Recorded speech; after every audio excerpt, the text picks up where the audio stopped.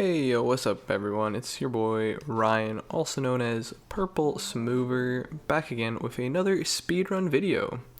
So today we will be speedrunning Fraud Detective 2, The Case of the Invisible Wizard. So the start of the speedrun's a little slow, so I'm just going to go a little bit into the game, but first off, we have to wait for the phone to ring and answer that first call.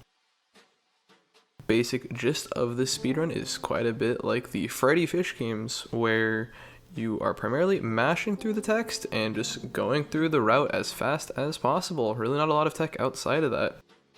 So if you don't know about the Fraud Detective series, Grace Bruxner made Fraud Detective 1 and 2 to critical acclaim. Many people love these very cute characters. And with that, I decided to speedrun Fraud Detective 2 because coming out this year is Fraud Detective 3, Corruption at Cowboy County. So a lot of good stuff to look forward to. And now here at the start of the game, we get to introduce ourselves to a very zany character. For those of you that have not seen the first game before, I recommend watching it because you'll get introduced to Lobster Cop, the notoriously famous detective that Fraud Detective often gets confused with, although they are completely two different species, one being a frog and the other being a lobster. But yeah, like I said, this intro is a little slow, not a whole lot doing, a lot of cutscenes. We get this interaction between these two characters where he does not realize that we live right next to him. Kind of hard to see that with me mashing through the text, but yeah. He, for some reason, doesn't realize we work in the same industry as him in the room next to him. He believes we are a closet, even though we've been there for as long as, could be. He tells us before going on this case that we probably need to get a notebook, so since we're speedrunning, instead of getting decorated with these cute stickers, like you can see there, we opt to just put nothing on it at all and be done with it to get on with the game. Once we obtain the notebook, we are ready to leave the office. We're going to try to get as quick of a line as possible. We have to open up the book with tab, otherwise it will not let us leave, and we click the door. And with that being said, the first 2 minutes of the speedrun are done, but we get, yet again, another long cutscene. So this game series is known for a few things. I mean, obviously these beautiful looking characters, the great art, and the story. But the other really big part of the games is just this music. I mean, this introduction. How can you not just love it, So I think I'm just gonna let it run a little bit while we get to the rest of the speedrun. Okay, so what's going on here, since you didn't really see the text, is we are only able to take the cart to the intro to the forest, and then we have to take the rest of it on a walk into Warlock Woods, where this case of the Invisible Wizard is taking place. And as you see, we're gonna introduce the characters. We have Frog, the detective, Susan, naturally, Ralph, Mandy, Mary, a lot of these characters you'll get introduced, there's more characters, but you'll see them throughout the run. So the primary speedrun tech is just knowing the route, like I said. And there's an optimal route because each character will give you a different item once completing their design task, so you have to go kind of in a specific order. On your initial playthrough, you're just going to go through it sort of at random and eventually finish the whole game, whereas for the speedrun, you know exactly where to go to get item into item into item into item. So the start of the game, we are going to run straight up and grab this pie on the ground. And you might be wondering, why do we need these pies? Well, we're going to need quite a bit more than just one pie. As you see, we got one lost pie, so these are lost pies. Who are we going to return them to? That is what we will find out eventually. So we grab the second pie here, and I do believe we will be grabbing a third pie, and then talking to Mandy. The third pie is in this shop with the zebra underneath it. Those three will always spawn in those three locations, so you can go straight to them. There is no randomness involved there. At this point, we're going to go talk to Mandy,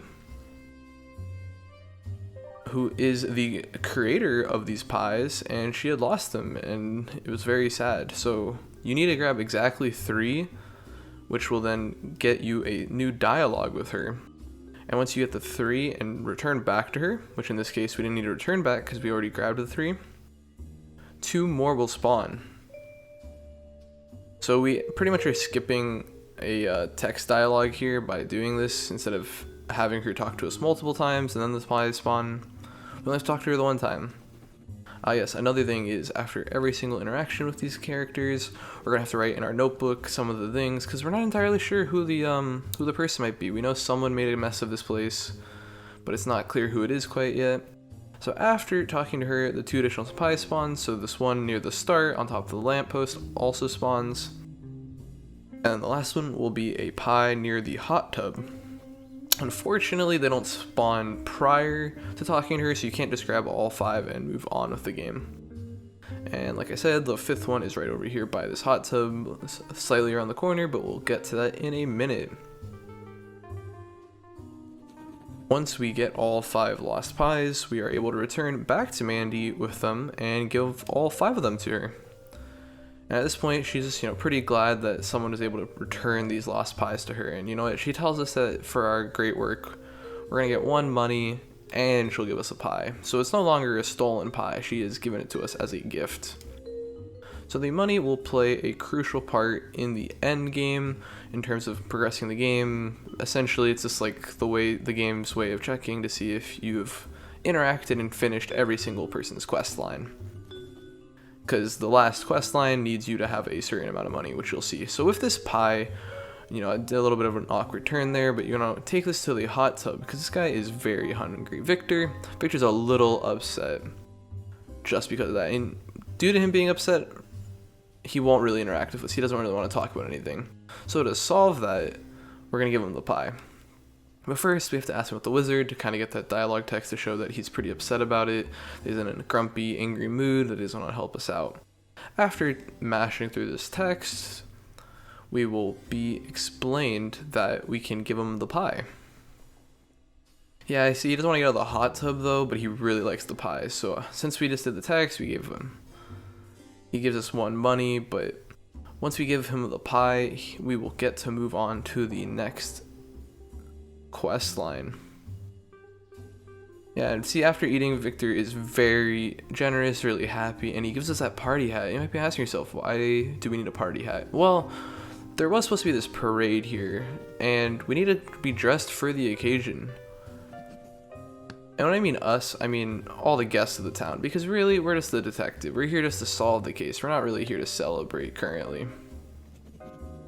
Unfortunately, even though we already finished this quest line, and we know we're pretty positive that he isn't the culprit, we still have to go through the notes, but fortunately, everyone has to do that. There's no way to skip that. So this shop that we were at earlier, we're able to interact with Carlos. Carlos's shop is 24/7 open. He never lets it close, which by that logic, you'd think he might have been able to see who made the mess of the parade. Unfortunately, Carlos doesn't seem to really remember, didn't really see a whole lot. But, he can fall asleep sometimes standing up too, apparently, which is rather interesting. I always, playing this game, I always have the question of why do they need a shop open 24/7? If the shop's always here, why does Carlos always need to be here? The same people are always here, So yeah, he says he realizes that he's not going to be dressed for the occasion. He didn't even realize there was going to be a parade and a party. So to allow him to be dressed for the occasion, we give him this party hat, and he's so thankful for this that, he gives us 1 money for it, which, seems like a very suspicious way of running a shop. And at that point, he gives us a rug, which we're gonna, give to someone else. A fun fact about his shop is that you can try to spend your money on a picture of Grace Rexner, who is the creator of the game, and at that point, you can no longer complete the game, theoretically, because you spent your money that is required to beat the game on a picture that is no longer it. Fortunately, because Grace is a very generous game creator, she gives you money in return and gives you a little bit of a cutscene telling you, be a little more money conscious. It's a little difficult to get more money. Which is kind of in lieu of the first game where she tells you that you can't trust everything on the internet, So at this point, we go up to Naughty, who is the mayor, who is planning this whole party. She was really excited because she got some pretty cool people to come play in the band for the party and the parade, but unfortunately, is a bit of a mess. So, you know, what better way to clean up than give the rug to her so, you know, the stage is nice and clean. Which fortunately, like I said, we already had that rug from Carlos.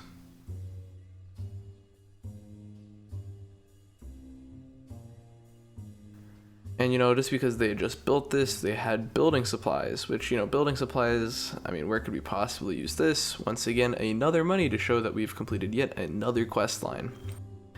And now the first half of the game is coming to a rapid end. I mean, we're at 4 money. I haven't said this yet, but we're going to need 5 money to get that final quest line to really progress the game. At that point, it's kind of a linear ending. Even if you're just playing it for the first time, you're going to pretty much go through the same steps, just slightly slower. You know, and as a player, you're not going to really guess the mayor is the one who did this, right? You know, it's the question everyone's asking. Who actually made this mess? You know, instead we go over here to Ralph. Ralph is, you know, living in this small house. He's trying to figure the whole thing out. It's a very small house. So, you know, we got this building supplies and we're thinking we can help him out a little bit. Unfortunately, this would be our 5th person to complete. So after giving him the building supplies, we will be getting our 5th money. And with that 5th money, we're going to be able to go over to Mary and really progress the game. Fortunately, you know, I'm pretty sure none of these people we've currently talked to could have possibly done this crime based off of all the massive note-taking that we have completed. Also, as you can see, Ralph's a very cool pirate, so he gives us a hook. Don't really know what we're going to use this hook for currently, but as you'll see, after spending our money to progress the game, the hook could be pretty useful in order to, I don't know, maybe make a phone call possibly? In all seriousness, I mean, with a little bit of downtime, I highly recommend the Fraud Detective series to anyone that has not played it. With the 3rd game coming out this year, I think there's a lot to look forward to. The first game is about half the length of the 2nd game, so, you know, looking forward to seeing how long the 3rd game might be. So with that, Mary, you know, this is where we're going to be using our 5 money. She is kind of a loud, bossy person from the seams of things. She doesn't really believe we're a detective at first. She doesn't really want to be too helpful. So her way of, you know, progressing the game is she's going to extort us. She really wants the money. We're just here for a phone number. We're trying to make a phone call. We want to figure out who might have seen something. So she tells us that the postman apparently might have seen something. He was here recently. So she gives us the phone number, and we had to give her the money. She was trying to make it to the city to make it big as a singer, because she thinks she's a great singer. The rest of the town might tell you otherwise, though, because she is extremely loud, unfortunately. So with that, we have the phone number of the delivery person that seems to have possibly seen things, because they had made a delivery at around the same time that this mess was created here in the town. But we don't have a phone, so we're gonna go to the very last person in this town, who is Susan the cat, who apparently thinks we are Lobster Cop, even though we are clearly a frog. Also in this dialogue is her thinking that the original Fraud Detective 1 storyline was solved by Lobster Cop, but naturally that island was, you know, our case at the end of the day. So Susan has put up a sign, but unfortunately it fell, and she really wanted this new neighbor that this whole parade was being celebrated for to see her sign. Unfortunately for her, she didn't have anything to put it back up, but Fraud Detective had recently gotten that hook, and with that, we will put it back up just like that, speedy as could be. And because we did such a generous deed, she opens up her house and allows us to come on in, which also, she has a phone, which is perfect for us because we just got this phone number of the delivery man. And we're a little suspicious of Susan. You know, we didn't think that sign was all that great, so maybe we thought, you know, she knocked it down because the guest wasn't gonna really like it. But at the end of the day, we did just put it back up, so she seems to be pretty happy. And, you know, calling this delivery man, we're gonna really see who possibly did this. And, you know, at this point, we're about 3/4 of the way through the game. a lot of cutscene time left, not a lot of actual gameplay, so not a lot of space for time loss. And Barney the delivery man, very nice guy. I mean, honestly, one of the only people that isn't suspicious in the whole, scheme of the game. Barney ends up picking up, thinks we're Lobster Cop, because everyone thinks we're Lobster Cop for some reason. But that's completely fine. And, Barney really didn't really see a whole lot, made a couple deliveries, and really, believes they, left something near the entrance. So this wasn't here at the start of the game. To progress the game, you really do need to talk to Barney. But after talking to Barney, something interesting will be spawning near the entrance that we'd come into. And yeah, Lola was the person he was trying to deliver to, so it's kind of curious. We haven't, we talked to everyone in the town, so who might Lola be? And apparently what he was trying to deliver to Lola was some glasses. So, we kind of infer that the invisible wizard is Lola, and these are their glasses. So we go to the one house that we have not gone to yet, which is also the invisible wizard, or Lola, who this whole game evolves around, who this parade was meant to be celebrating, because she is the new neighbor in this very small town. And so here, Lola spawns in the same 3 spots every time, so straight in the back like that. You have to talk to her, and she'll teleport. From here, you gotta just turn back around, go around left, back right, and get her again. She will teleport one last time to the other side of the room. If you remember these paths, it's really not that difficult. Otherwise, you can lose quite a bit of time here. You want to try to make as tight of lines as possible. I could have worked on it a little bit, but overall, pretty good speed. After finding her a 3rd time, the back door opens to her basement, and we can go straight back down there and find her in the corner, not fully invisible, but kind of invisible. Kind of weird that we can see her eyes, but not anything else. We tell the invisible wizard that we have their glasses, and we allow them to see again. And as it turns out, the invisible wizard doesn't always have to be invisible, and we're gonna find out something pretty interesting here about Lola. That Lola tried to believe that Evil Guy was the person who crashed the parade. But as it turns out, the invisible wizard actually was the culprit all along. The invisible wizard accidentally destroyed her own parade, and everyone's trying to figure out who it was, and she was just too embarrassed to really admit it. And as it turns out, the invisible wizard also happens to be a frog, which is very cool because we are also a frog, so we're one and the same in that capacity. So after solving the case and finding out that Lola was the person that somehow destroyed her own parade, there really isn't, any reason to really call anyone out at this point. I mean, the whole point of us trying to solve the case was to really, get back at the person that destroyed Lola's parade. But she was just so shy. She didn't really mean to. She couldn't see, and she just walked and destroyed. So at this point, we go back to the town. We bring out Lola. And we do have a minor choice here, in either lying and saying Evil Guy did it, or not lying and saying Lola did it on accident. Naturally, since we are honest people, we say Lola did it. Well, that's not entirely true. Although we are honest people, it's actually slightly faster to pick that option, so that's why we pick it, because we are speedrunning and want to save any amount of time that we possibly can.